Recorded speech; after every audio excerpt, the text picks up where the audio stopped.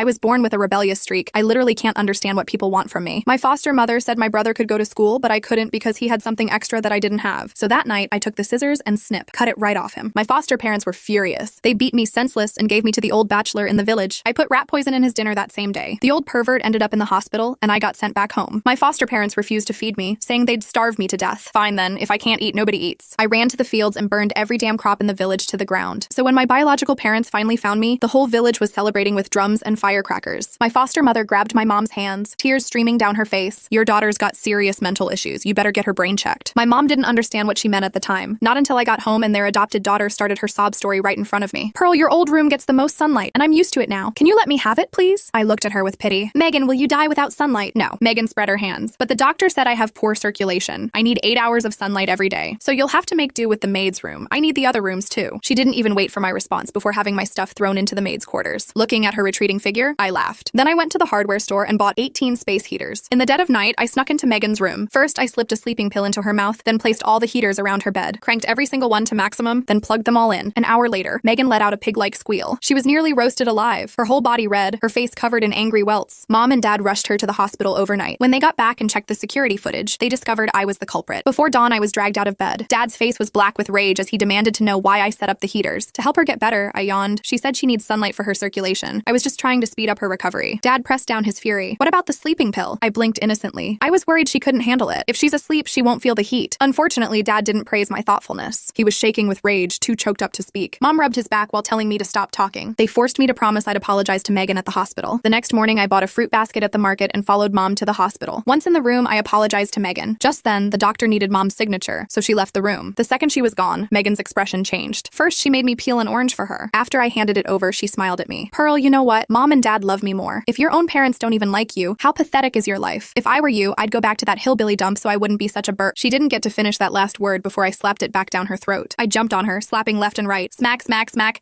After several hits, Megan finally found her voice and started wailing. But before I could really get into it, someone yanked me off. Pearl, what the hell are you doing? I looked up. It was my brother, whom I hadn't seen in ages. Yesterday, when I got home, Mom and Dad said he was on a business trip. I spotted the small suitcase by the door. He must have come straight from the airport, but judging by how worked up he was, he clearly wasn't here for my homecoming. Sure enough, after checking Megan's injuries, he pointed at my nose and cursed. Are you insane? I told him nope. Megan started crying beside him. Brad, what should I do? Pearl really doesn't like me at all. I just asked her about her past life and she started hitting me. Maybe I should just move out. Her tears had Brad's heart breaking. He grabbed my wrist with a cold face. Apologize. I was confused. Why? Because you scared her. Brad was furious. She didn't do anything to you and you just hit her for no reason. Shouldn't you? He didn't finish his sentence. I pulled out a voice recorder from my pocket. I played everything from when Megan asked for the orange to when I slapped her. The room fell silent instantly.